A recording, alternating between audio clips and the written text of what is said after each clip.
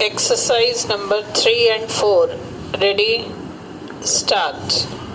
Mr. Speaker, sir, you have been pleased to say many generous things about the members of this House and to my great embarrassment about me. I should like to offer you my grateful thanks, and I am sure I speak on behalf of the House also when I offer you their thanks for your kind words. It is befitting that on this occasion, when this Parliament stands at the edge of its own dissolution, there should be some valedictory references to our past. Since you have been good enough to make a reference to the work of this Parliament, I am taking the liberty of also saying a few words. We have gone through during these 5 years a tremendous amount of work, and as you have said, the speeches have covered I do not know how many millions of pages. Questions have also been asked, and together a vast quantity of paper has been consumed. Yet the historian of the future will probably not pay too much attention to the number of speeches or the hours which the speeches have taken, or to the number of questions, but rather to the deeper things that go towards the making of a nation. Here we have sat in this Parliament, the sovereign authority of India, responsible for the country's governance. Surely there can be no higher responsibility or greater privilege than to be a member of this sovereign body, which is responsible for the fate of the vast number of human beings who live in this country. All of us, if not always, at any rate from time to time, must have felt this high sense of responsibility and destiny to which we had been called. Whether we were worthy of it or not is another matter. During these 5 years, we have not only functioned on the edge of history, but sometimes plunged into the processes of making history.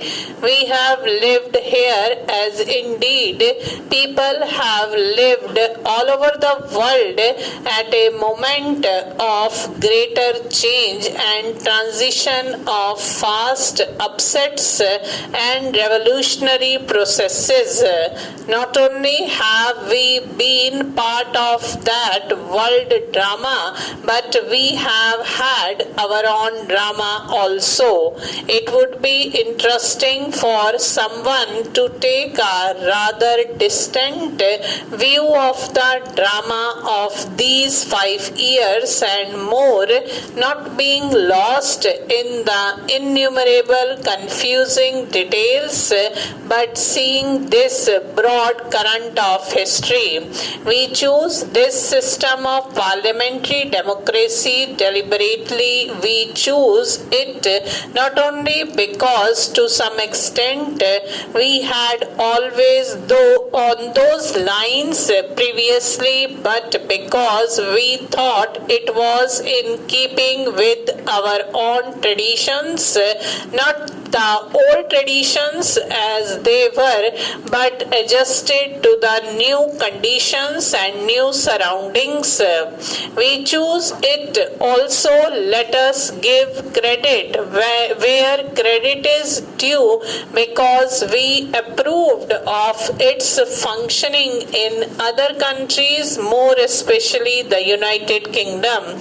So this Parliament and the Lok Sabha became to some extent Parliament like the British Parliament and the British House of Commons in regard to our rules of procedure and methods of work.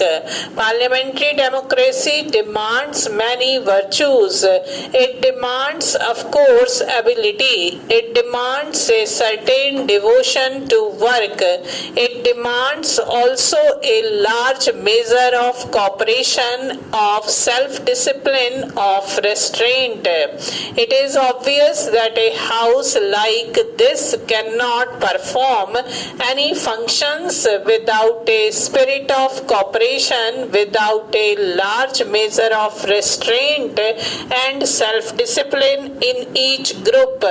Parliamentary democracy is not something which can be created in a country by some magic wand. We know very well that there are not many countries in the world where it functions successfully. I think it may be said without any partiality that it has functioned with a very large measure of success in this country. Why?